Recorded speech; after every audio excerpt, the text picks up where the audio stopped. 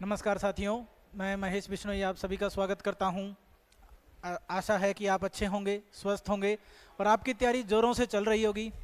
आज हम लोग जो डिस्कस करने वाले हैं साथियों, स्टेट वाले इस बैच के अंदर हमारा जो टॉपिक रहने वाला है आज का, वो टॉपिक क्या होगा उसके बारे में बात कर लेते हैं। लास्ट जो टॉपिक था हमारा वो था कोलाइडल सॉल्यूशन। ठीक है, कोलाइडल सॉल्यूशन इसका मतलब क्या है? कोलाइडल विलयन हमारा लास्ट लेक्चर में डिस्कस हुआ था, उसका छोटा सा पार्ट जो है वो रहता है, उसको हम डिस्कस कर लेंगे पहले। ठीक है, कोलाइडल विलयन के बारे में बात हो रही है कि कोलाइडल विलयन क्या होता था, इसके बारे में बात की हमने। और कोलाइडल सॉल्यूशन के कंपोनेंट्स के बारे में आज हम बात करने वाले हैं। तो कंपोनेंट्स क्या है कोलाइडल सॉल्यूशन के, उनको पहले हम देख लेते हैं।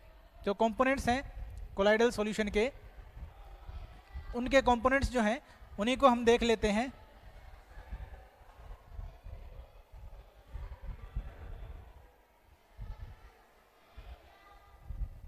जो कंपोनेंट्स हैं कोलाइडल सॉल्यूशन के, उनके बारे में बात कर रहे हैं। ठीक है, तो कोलाइडल सॉल्यूशन के जो कंपोनेंट्स हैं, इसमें दो कंपोनेंट्स होते हैं। कितने कंपोनेंट्स होते हैं?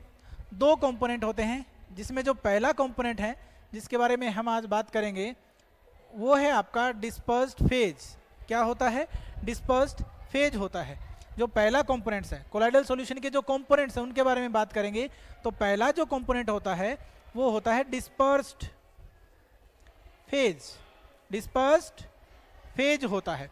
डिस्पर्स्ड फेज का मतलब हिंदी में इसको कहते हैं परिक्षिप्त अवस्था या परिक्षिप्त प्रावस्था। परिक्षिप्त प्रावस्था इसको कहा जाता है, परिक्षिप्त प्रावस्था या डिस्पर्स्ड फेज कहा जाता है। और जो दूसरा इसका कंपोनेंट है वो है डिस्पर्शन मीडियम। वो है डिस्पर्शन मीडियम है, डिस्पर्शन मीडियम है, डिस्पर्शन मीडियम है, जिसको हिंदी में कहा जाता है परिक्षेपण माध्यम। परिक्षेपण माध्यम कहा जाता है। क्या कहा जाता है? परिक्षेपण माध्यम कहा जाता है। अब इनके बारे में बात करते हैं कि ये हैं क्या, कैसे हैं। डिस्पर्स्ड फेज जो होता है साथियों, डिस्पर्स्ड फेज जो होता है वो एक सोल्यूट लाइट कंपोनेंट यानी विलेय की तरह का घटक होता है। ये क्या होता है? सोल्यूट लाइक कंपोनेंट है। ये क्या है? सोल्यूट लाइक कंपोनेंट है। ये क्या है? सोल्यूट लाइक कंपोनेंट है। ये क्या है? सोल्यूट लाइक कंपोनेंट, यानी ये विलेय की तरह का घटक है। किसकी तरह का? विलेय की तरह का घटक।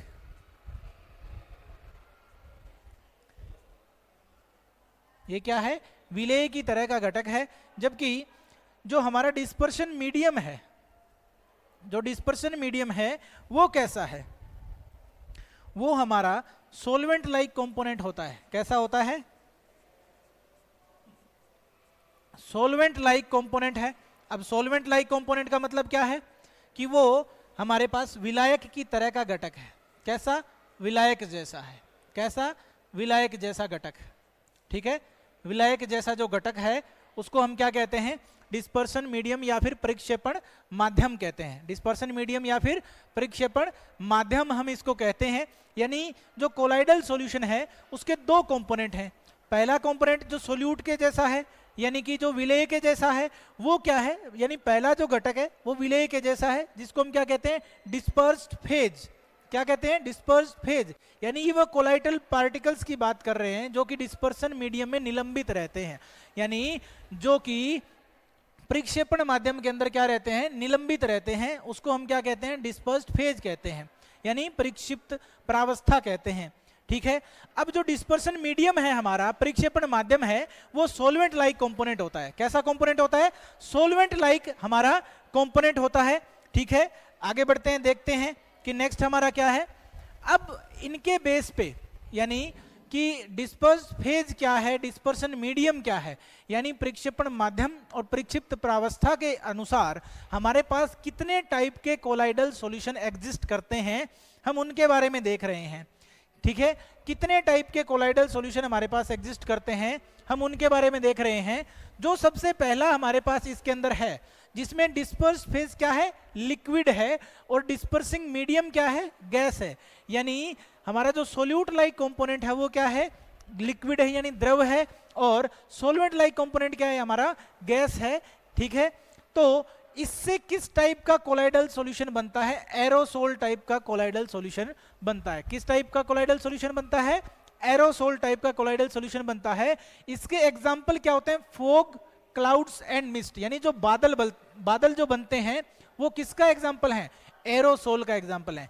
किसका एग्जांपल है, एरोसोल का एग्जांपल है साथियों। बादल जो बनते हैं ना, या जो फोग बनता है वो क्या है, एरोसोल का एग्जांपल है। जैसे कि आजकल क्या चल रहा है इंडिया में, फोग चल रहा है, वैसे वाली बात है। ठीक है, ये वैसे वाली बात है। जो नेक्स्ट हमारा कोलाइडल सॉल्यूशन है, कोलाइडल विलयन है, उसके बारे में बात करते हैं। इसमें क्या है, सॉलिड जो है वो डिस्पर्स रहता है गैस के अंदर, यानी ठोस जो है वो निलंबित रहता है किसके अंदर, गैसियस विलयन के अंदर, यानी गैसियस आपका परिक्षेपण माध्यम के अंदर ये निलंबित रहता है।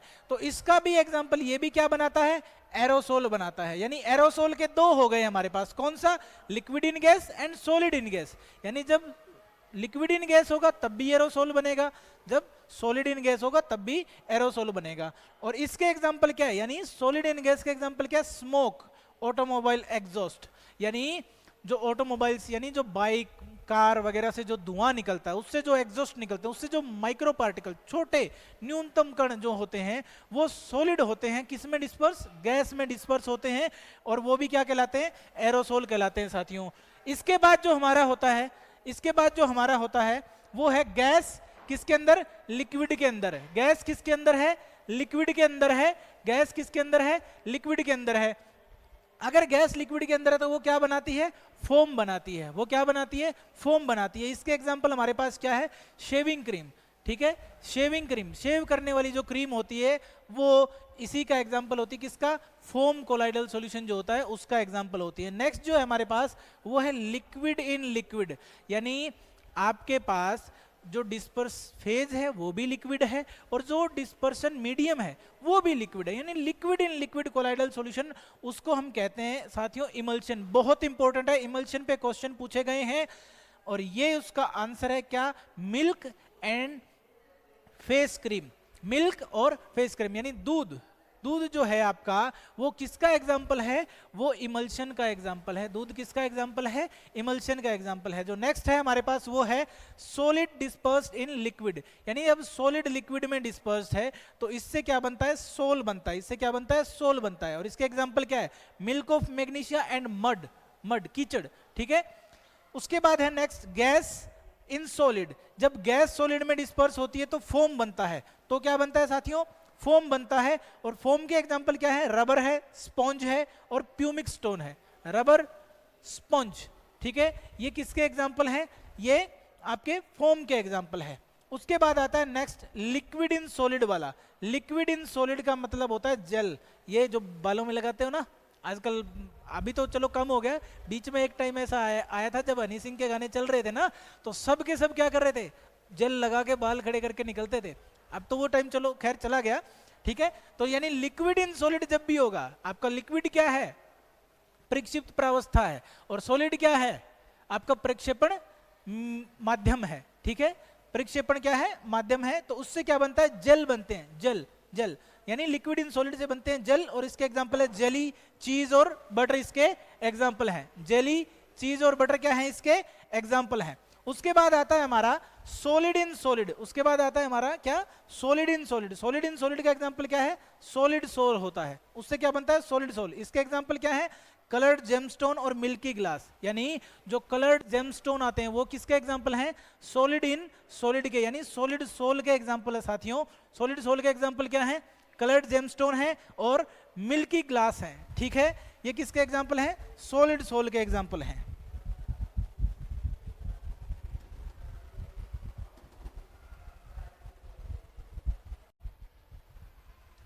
अब जो हमारे पास नेक्स्ट जो हमारा टॉपिक है उसके बारे में बात कर लेते हैं। नेक्स्ट जो टॉपिक है वो है चेंजेस। वो क्या है, चेंजेस, जो परिवर्तन है, यानी कि परिवर्तन है। अगर हम केमिस्ट्री की बात करें, यानी रासायनिक विज्ञान की बात करें, रसायन विज्ञान की बात करें, तो परिवर्तन हमें पढ़ने होते हैं, चेंजेस हमें पढ़ने होते हैं। तो हम परिवर्तन पढ़ रहे हैं कौन सा? अब हम परिवर्तन के टाइप्स पढ़ेंगे, कितने टाइप के, कितने प्रकार के परिवर्तन होते हैं। तो 2 प्रकार के परिवर्तन हमें पढ़ने हैं बच्चों। वो क्या है? देखिए, 2 प्रकार के जो परिवर्तन हैं वो क्या हैं और कैसे हैं, उनके बारे में हम जानेंगे। 2 प्रकार के परिवर्तन जो हैं, जिनमें सबसे पहला जो परिवर्तन है वो क्या है? देखिए, एक होता है आपका फिजिकल चेंज। एक क्या होता है आपका? Physical change. फिजिकल चेंज का मतलब ये भौतिक परिवर्तन से है। ये क्या है? भौतिक परिवर्तन है। कैसा है? भौतिक परिवर्तन है। फिजिकल चेंज का मतलब क्या है? भौतिक परिवर्तन है। और दूसरा जो है आपके पास वो क्या है? केमिकल चेंज है। दूसरा क्या है? केमिकल चेंज है। दूसरा क्या है आपके पास? केमिकल चेंज है, यानी रासायनिक परिवर्तन है। रासायनिक परिवर्तन है। क्या है? रासायनिक परिवर्तन है। रासायनिक परिवर्तन, यानी एक तो आपके पास क्या आ गया? फिजिकल चेंज आ गया। दूसरा आपके पास क्या आ गया? केमिकल चेंज आ गया। फिजिकल चेंज और केमिकल चेंज, आपके पास 2 टाइप के चेंज है। एक तो है फिजिकल चेंज और दूसरा है केमिकल चेंज। ठीक है, एक तो फिजिकल चेंज है और दूसरा केमिकल चेंज है। ठीक है,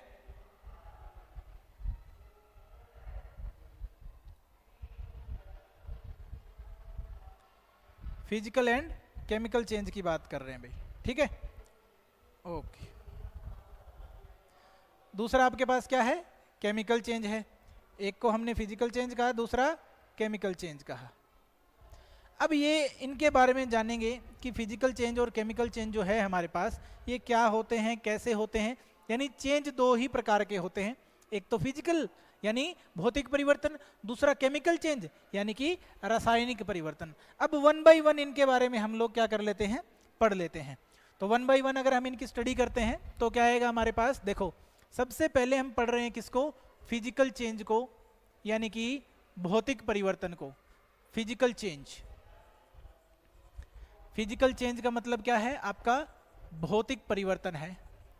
भौतिक परिवर्तन है। ये कैसे परिवर्तन होते हैं जिनको हम फिजिकल चेंज में काउंट करते हैं?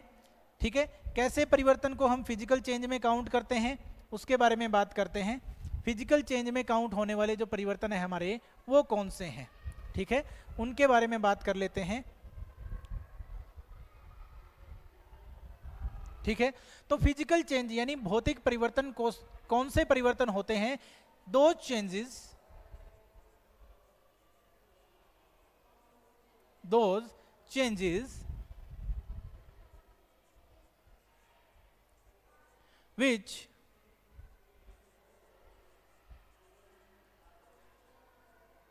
comes with, which do not comes with आएगा। ठीक है, those changes in which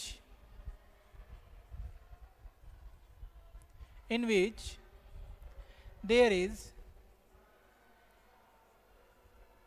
no change in composition occurs। ठीक है, उनको हम क्या कहते हैं? भौतिक परिवर्तन कहते हैं। कहने का मतलब क्या है साथियों? देखो, कहने का मतलब क्या है? ऐसे बदलाव या ऐसे परिवर्तन, ऐसे परिवर्तन जिनमें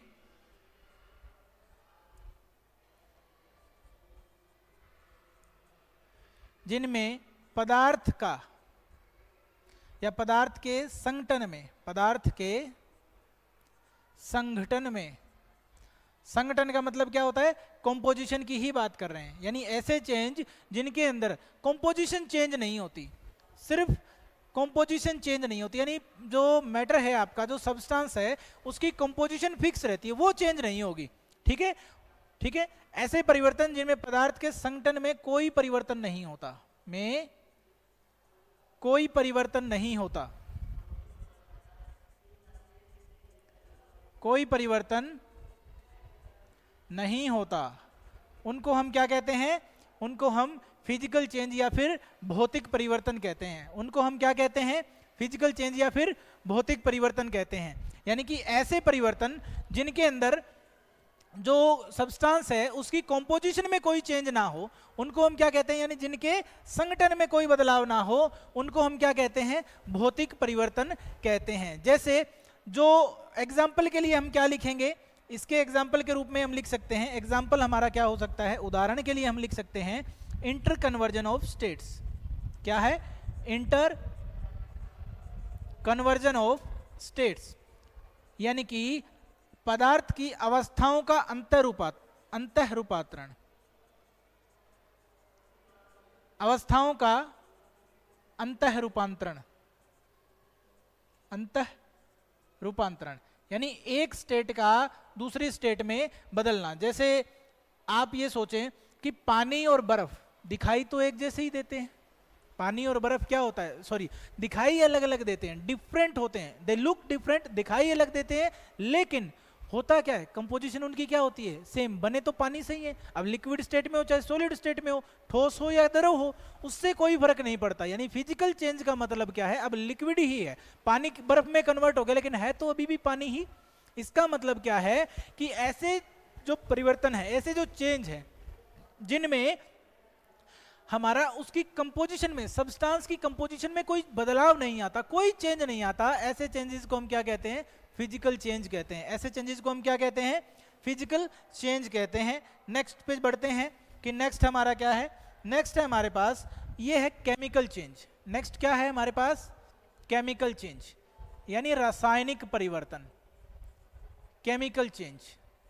केमिकल चेंज का मतलब क्या है, रासायनिक परिवर्तन है।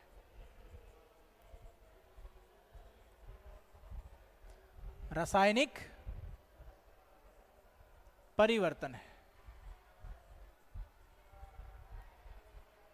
रासायनिक परिवर्तन है। केमिकल चेंज का मतलब क्या है, रासायनिक परिवर्तन है। केमिकल चेंज का मतलब क्या है, रासायनिक परिवर्तन है। ठीक है, इनके बारे में जानेंगे, जो भी रासायनिक परिवर्तन है ये क्या होते हैं, कैसे हैं, इनके बारे में पढ़ते हैं। ठीक है, केमिकल चेंज यानी रासायनिक परिवर्तन ये क्या होते हैं।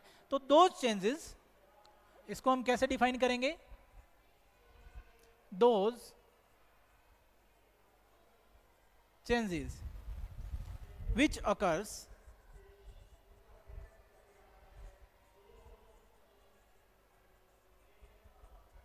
with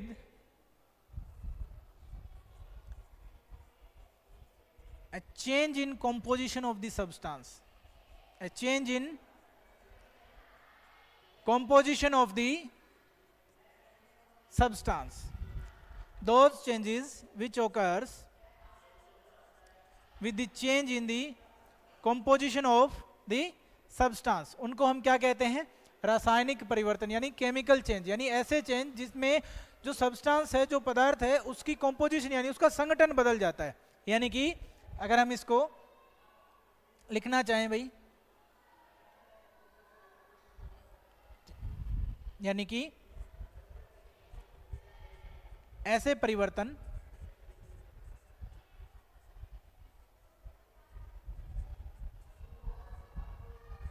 जिनमें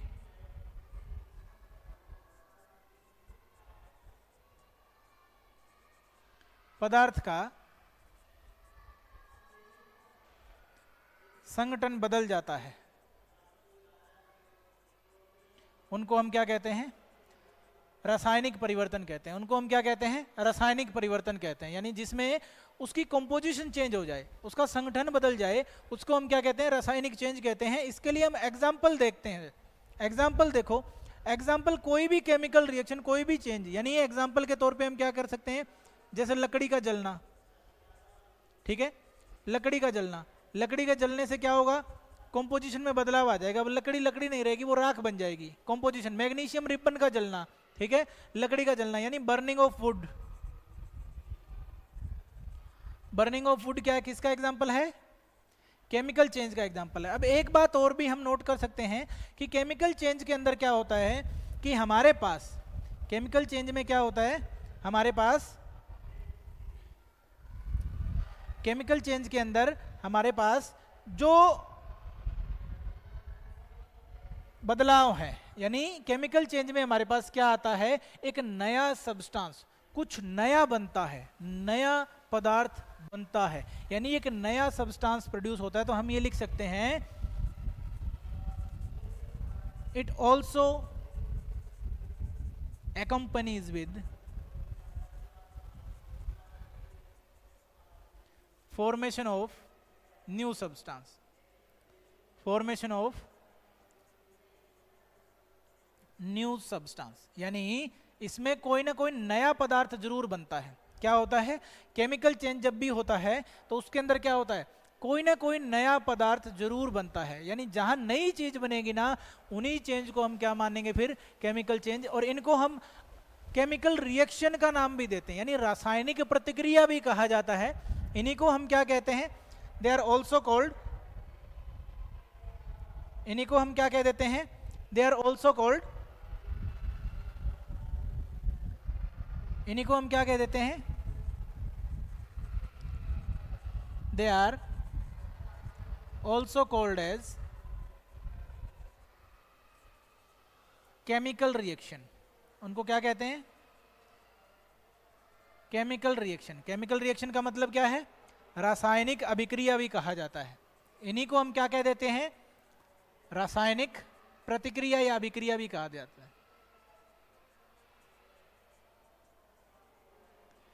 अभिक्रिया या फिर प्रतिक्रिया भी कहा जाता है, रासायनिक प्रतिक्रियाएं भी कह देते हैं, या रासायनिक अभिक्रियाएं भी इनको हम क्या कह देते हैं, कह देते हैं। ठीक है, तो सिंपल सी चीज है हमारे पास कि चेंजेस जो हैं वो दो टाइप के होते हैं, दोनों टाइप हमने पढ़े हैं, यानी परिवर्तन दो प्रकार के होते हैं, फिजिकल यानी भौतिक परिवर्तन, और आपका केमिकल यानी कि रासायनिक परिवर्तन। फिजिकल चेंज जो है, फिजिकल चेंज में क्या होता है, कॉम्पोजिशन यानी संगठन में कोई बदलाव नहीं होता, जबकि केमिकल चेंज जो होता है उसमें पदार्थ के संगठन में बदलाव हो जाता है, यानी कॉम्पोजिशन चेंज हो जाती है, नया ही पदार्थ कुछ बन जाता है। जबकि फिजिकल में वो डिफरेंट दिखते जरूर हैं सब्सटेंसेज एक दूसरे में जो कन्वर्ट हुए हैं, लेकिन उनकी प्रॉपर्टीज क्या होती हैं, सेम होती हैं, यानी उनके गुण धर्म जो है ना वो ऑलमोस्ट सेम ही रहते हैं। ठीक है, इसके बाद अगर हम बात करें तो इसके बाद हमारे पास है जो नेक्स्ट टॉपिक है हमारा, उसके बारे में अगर हम बात करें तो वो है हमारे पास कि प्योर सब्सटेंस के टाइप क्या है, इसको भी देख लेते हैं। क्या है नेक्स्ट टॉपिक हमारे पास, types of pure substance. Types of क्या है, प्योर सब्सटेंस है। ठीक है, यानी जो आपका प्योर सब्सटेंस होता है, प्योर पदार्थ जो है, उसकी कितने टाइप्स हैं, उसके प्रकार कितने हैं। टाइप्स क्या है, शुद्ध पदार्थ के प्रकार। हम इसको ये भी लिख सकते हैं, शुद्ध पदार्थ के कितने प्रकार होते हैं, हम उनके बारे में बात करेंगे।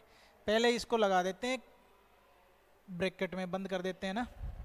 ठीक है जी, ठीक है,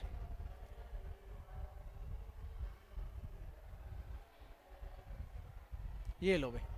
ठीक है, अब अगर हम इनके टाइप के बारे में बात करें तो दूसरी जो है वो लाइन ऐसे लेके आते हैं इसमें से। ठीक है, और फिर हम इसको, एक मिनट रुको, पहले इसको सीधा कर लेते हैं ना, थोड़ा सीधी नहीं है। ठीक है, अब सीधी है। ठीक है, अब जो नेक्स्ट है हमारे पास वो है ये,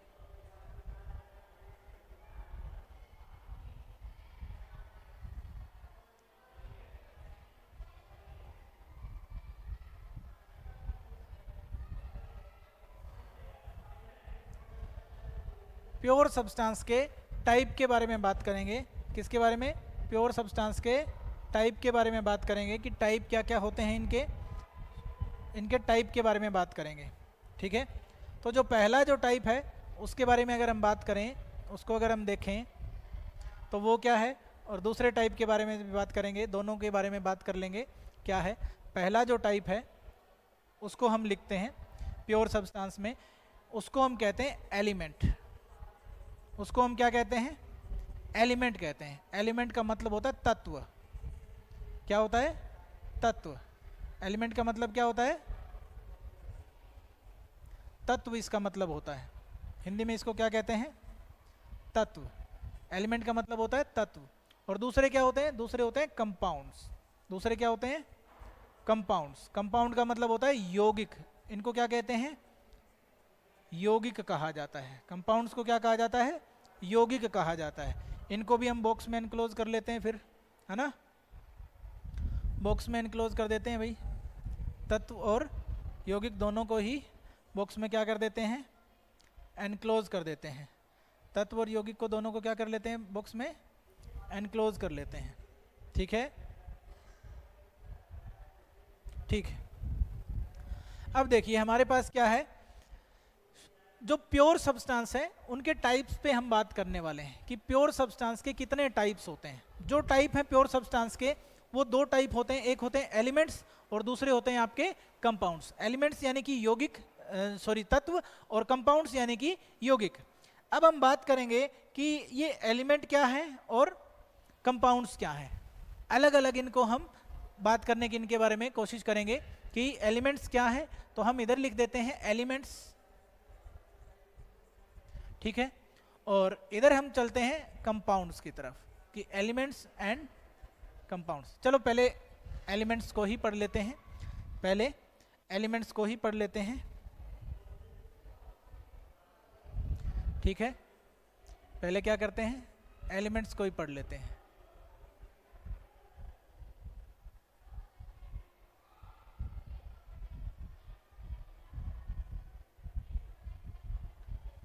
ठीक है, पहले हम पढ़ लेते हैं एलिमेंट्स को ही साथियों।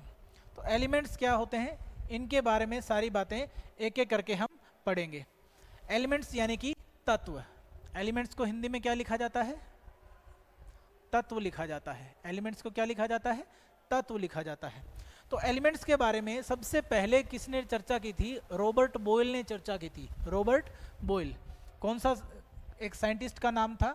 रॉबर्ट बॉयल, ठीक है, जिसने बॉयल्स ला दिया था, Robert boil.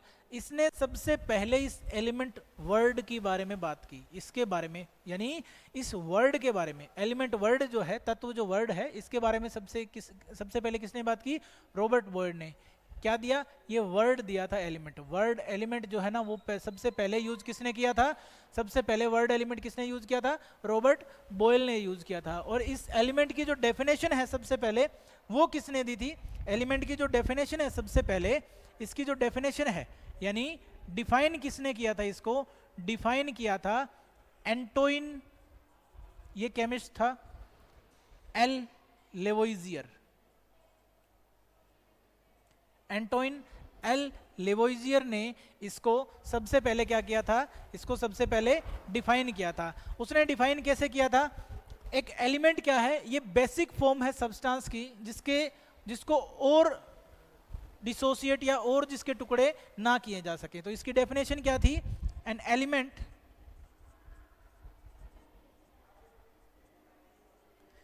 Is a basic form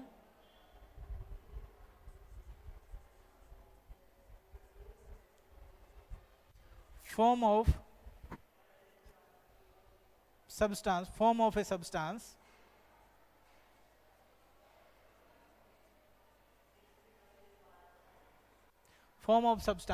which, इधर से लिख देते हैं ना, form of substance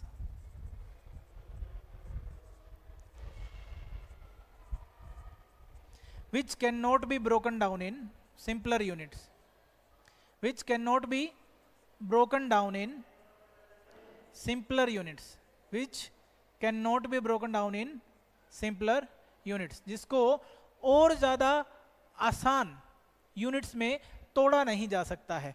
कहने का मतलब क्या है? जो डेफिनेशन थी एंटोइन एल लेवोइजियर की, वो क्या कहती है कि एलिमेंट पदार्थ की वो बेसिक अवस्था है, वो मूल अवस्था है जिसको और ज़्यादा तोड़ के उससे ज़्यादा सरल अवस्था में कन्वर्ट नहीं किया जा सकता, नहीं बदला जा सकता। यानी अब इसका मतलब क्या है? केमिकल भी रिएक्शन भी नहीं कर सकते बाई केमिकल रिएक्शन, ठीक है। सिंपलर यूनिट्स, इसमें एक चीज और, ठीक है भाई, ये भी याद रख लेना, units by A chemical reaction, यानी कोई रासायनिक क्रिया के द्वारा, बाई ए केमिकल रिएक्शन, यानी एलिमेंट्स जो हैं केमिकल रिएक्शन। यानी रासायनिक क्रिया के द्वारा इनको बदला नहीं जा सकता है। रासायनिक क्रिया के द्वारा क्या नहीं किया जा सकता, इनको और सिंपलर यूनिट्स में तोड़ा नहीं जा सकता है। ठीक है, यानी रासायनिक अभिक्रिया से इनको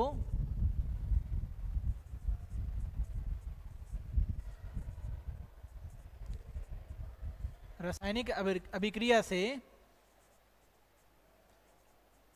इनको सरल यूनिट्स में नहीं तोड़ा जा सकता, नहीं तोड़ा जा सकता है। यानी आसान भाषा में अगर कहें तो एलिमेंट जो होते हैं वो पदार्थ की वो बेसिक फॉर्म है जिनको और ज़्यादा सिंपलर यूनिट्स में हम केमिकल रिएक्शन करके नहीं तोड़ सकते। ठीक है, इनको हम और ज़्यादा केमिकल यूनिट्स में नहीं तोड़ सकते हैं। अब जो हमारे पास पीछे हमने जो ग्राफ चार्ट बनाया था एलिमेंट्स वाला, अब इसी में देखते हैं कि एलिमेंट्स को भी और ज़्यादा हिस्सों में डिवाइड किया जा सकता है। एलिमेंट्स को क्या कर सकते हैं, और पार्ट में डिवाइड कर सकते हैं। अब वो क्या है उनको देख लेते हैं। ठीक है, तो एलिमेंट्स को जो डिवाइड करने वाले पार्ट हैं, एलिमेंट्स के और पार्ट किए जा सकते हैं, वो क्या हैं उनके बारे में बात करते हैं। पहले इसको सही से ले जाते हैं ऊपर, ये लो भाई। ठीक है,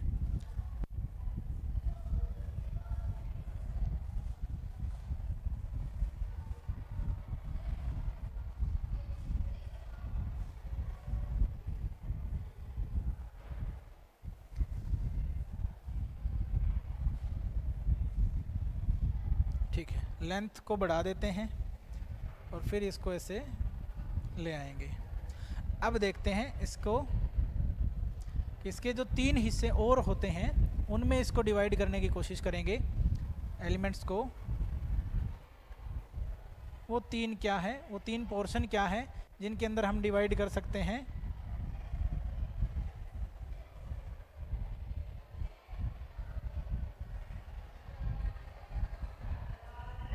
ठीक है, तो उन 3 हिस्सों के बारे में बात करेंगे कि वो क्या है, कैसे हैं। उनमें जो सबसे पहला हिस्सा है, जो सबसे पहला हिस्सा है वो क्या है, वो होते हैं मेटल्स। वो क्या होते हैं, मेटल्स। सबसे पहला जो हिस्सा है वो क्या है, मेटल। मेटल का मतलब है धातु। मेटल का मतलब क्या है, धातु। जो दूसरा हिस्सा है, यानी जो दूसरे हिस्से में बांट सकते हैं, दूसरी कैटेगरी जो है वो होते हैं नॉन मेटल्स। वो क्या होते हैं, नॉन मेटल्स, यानी कि अधातु। वो क्या होते हैं, नॉन मेटल्स यानी कि अधातु। वो क्या होते हैं, अधातु होते हैं। और जो तीसरा हिस्सा होता है जिसमें हम इनको बांट सकते हैं वो होते हैं मेटेलॉइड्स। वो क्या होते हैं, मेटेलॉइड्स। वो क्या होते हैं, मेटेलॉइड्स। मेटेलॉइड्स को मिश्र धातु या उपधातु भी कहा जाता है। क्या कहा जाता है, उपधातु। क्या कहा जाता है, उपधातु। इनको हम क्या कर देते हैं, सर्कल में एनक्लोज कर देते हैं या फिर बॉक्सेस में एनक्लोज कर देते हैं। ठीक है,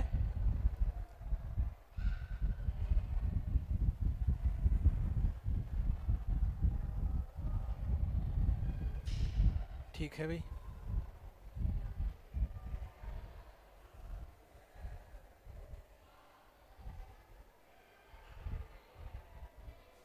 ठीक है, तो ये हैं वो 3 हिस्से जिनके बारे में हम बात कर रहे हैं, metals, non metals and metalloids. यानी धातु, अधातु और उपधातु में हमने इनको वर्गीकृत कर दिया है। किसको, एलिमेंट्स को। एलिमेंट के बारे में हमने अभी पढ़ ही लिया कि एलिमेंट क्या होते हैं। इसको सबसे पहले इस वर्ड को किसने दिया था, रॉबर्ट बॉयल ने डिफाइन किया, एंटोइन एल लेवोइजियर ने। एलिमेंट क्या है, is a basic form of a substance which can not be broken down in simpler units of by a chemical reaction. यानी ये पदार्थ की वो मूल अवस्था है जिसको रासायनिक अभिक्रिया के द्वारा और सरल टुकड़ों में नहीं तोड़ा जा सकता, और ज़्यादा टुकड़ों में इसको तोड़ नहीं सकते हैं। ये हमारा क्या होता है, एलिमेंट्स होते हैं। ये हमारे क्या होते हैं, एलिमेंट्स होते हैं। उसके बाद हम बात करते हैं किसके बारे में, उसके बाद हम बात करते हैं साथियों कंपाउंड्स के बारे में कि कंपाउंड्स क्या होते हैं, यानी यौगिक क्या होते हैं। कंपाउंड्स, कंपाउंड्स यानी कि यौगिक। यौगिक क्या होते हैं, हम इनको कैसे तो डिफाइन कर सकते हैं। क्या इनके बारे में हम जानते हैं, ठीक है। यौगिक्स के बारे में बात करेंगे कि यौगिक क्या होते हैं, कैसे हम इनको डिफाइन कर सकते हैं। तो अगर हम यौगिक के बारे में बात करें, ये क्या होते हैं, इट इज ए, यौगिक क्या होते हैं, इट इज ए मिक्सचर, और हम इसको कह सकते हैं it is a combination of,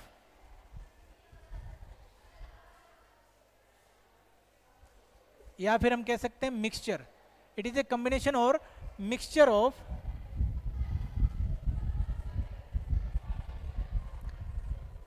to और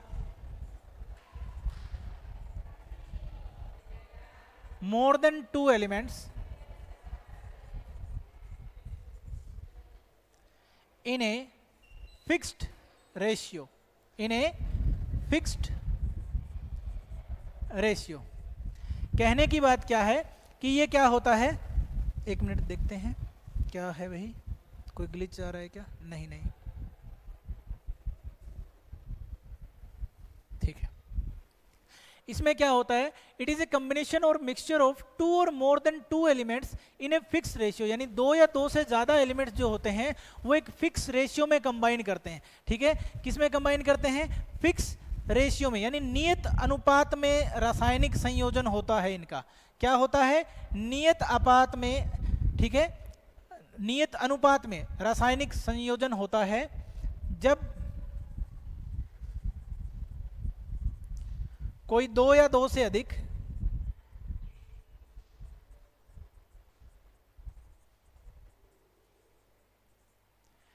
तत्व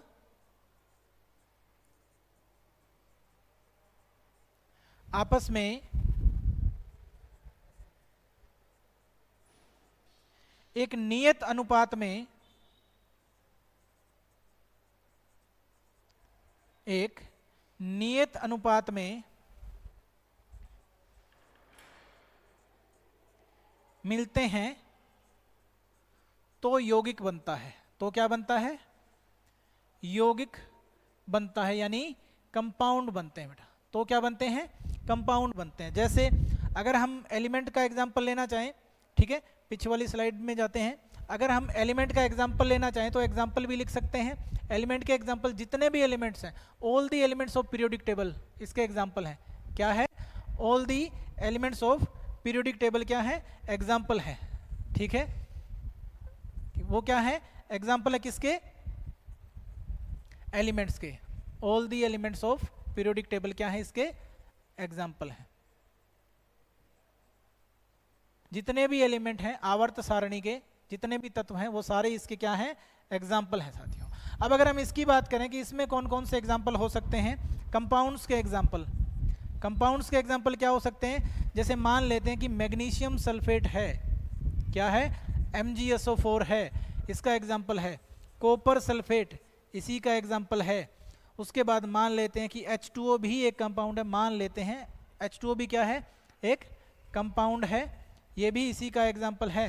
ऐसे ही बहुत सारे एग्जाम्पल हो सकते हैं, एटसेट्रा एटसेट्रा, इत्यादि इत्यादि बहुत सारे एग्जाम्पल हो सकते हैं जिसमें कॉपर सल्फेट, मैग्नीशियम सल्फेट और पानी, वाटर, इसके एग्जाम्पल हो सकते हैं। तो ये था आज का हमारा लेक्चर जिसमें हमने कंपाउंड्स के बारे में पढ़ा, एलिमेंट्स के बारे में पढ़ा, फिजिकल और केमिकल चेंज के बारे में पढ़ा, सारे चेंजेस और कुछ कोलाइडल सॉल्यूशंस के बारे में पढ़ा, ठीक है। आज का हमारा लेक्चर यहीं समाप्त होता है। नेक्स्ट लेक्चर में मिलते हैं साथियों, तब तक हमारे साथ जुड़े रहिए, बने रहिए और अपनी तैयारी को जोर शोर से करते रहिए। धन्यवाद।